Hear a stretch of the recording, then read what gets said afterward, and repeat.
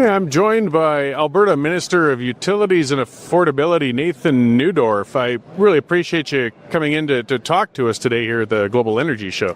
Well, it's great to be here. Thanks for having me. So, I mean, just to kind of start with quickly, though, as I was saying earlier, it's an unusual title for a ministry. I mean, it makes sense, affordability and utilities. They're tied together. How does that work?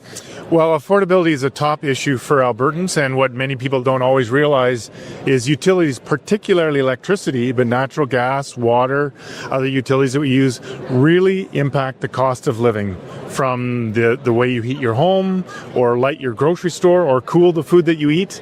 Every commercial entity uses electricity, so it's a primary input cost, and if we can continue to stabilize that and lower that price, at least in relative terms, we can make a big impact on affordability for Albertans. Yeah, and utilities is something we can't avoid. We need it, and stability is really important. This has been kind of an issue, ironically, as we're an energy-producing province. Ever since Premier Klein deregulated, in a sense, and it's still kind of been an ongoing battle to try and get, I guess, that consistency and such. To start with, an issue that made a lot of news, though, last year was with the renewables and generation and such. There was a moratorium. The moratorium has come off. How have things come to play now? Yeah, we're seeing a lot of stabilization. What many Albertans maybe not have realized is over the past few years, Alberta has led Canada in renewable energy development and growth.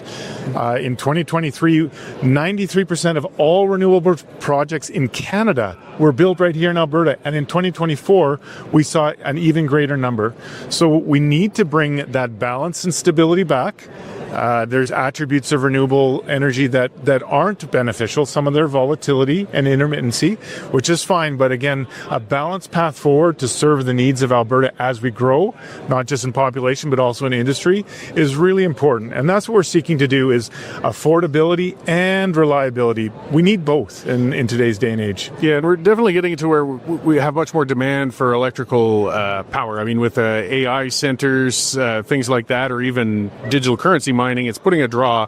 We need to increase our ability. Mm-hmm. One of the challenges, though, I saw that in your mandate letter, is we want to increase it, but we've got Ottawa with a lot of regulations and emissions caps, things such as that. How have you been navigating with that? Well, it's a continual endeavor to get the federal government, Ottawa Liberal Party in particular, to understand why Alberta is different. A lot of people would like to see more hydroelectricity. We would love to do that in Alberta. We don't, unfortunately, have the geography or the geology to allow much more than we currently have. And the demands, as you said earlier, are ever increasing for electricity. That's why we're exploring geothermal, we're exploring nuclear, we're exploring the future so that we get clean electricity, sustainable electricity, as well as affordable and reliable. And we sit on some of the largest natural gas reserves in the world. We want to utilize that resource as responsibly and effectively and efficiently as possible. That's why we're making the changes. Yeah, we are blessed with, our most immediate means of generating electricity, I would imagine, is still expanding our natural gas generation capability. Are there projects then in the works that are going to be coming on stream soon? There's potential. They would love to build some more. The clean electricity regulations the federal government brought in are problematic. They set impossible thresholds for emittance, and they set timelines that are prohibitive. And if you don't comply in our private market, means that private CEOs and boards could go to jail. That's just not acceptable for our industry to expand and innovate, and nobody should be facing jail time for something that isn't technologically feasible at this time. So we're asking the government to work with us to provide a better future for all Albertans in terms of affordability, lowering emissions, and sustainability and reliability. Yeah, so this show, we've got exhibitors from all over the world. It's amazing. Some of the new tech and ideas and things. Have you been able to tour and see some, meet some people, some potential new ideas and things we can embrace out here? Absolutely. It's fun to watch and see the innovation around the world, to work with global partners. Proud to have just heard the Premier speak on the potential for Alberta to lower global emissions by 600 million tons a year if we get our LNG to market. Alberta wants to be a world player and help solve the world's problems. We believe we can do that that in collaboration with some of our trade partners around the world. The technology is there and ever advancing.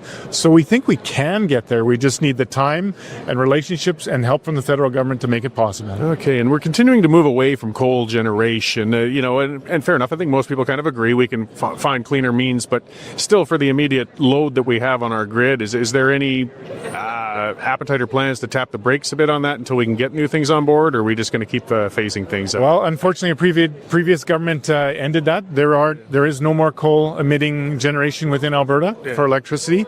It did come at a significant cost, over $2 billion that is continually being paid. But we have moved on to natural gas. That's why we don't want to see the same thing happen to our natural gas providers. We need them to have a good long lifespan so those assets that have been invested in have their full capabilities reached as we continue to lower our emissions. It was a big step from coal to natural gas, and we want to continue to develop that. That's why we're looking at carbon capture, utilization and sequestration. We're just asking for time.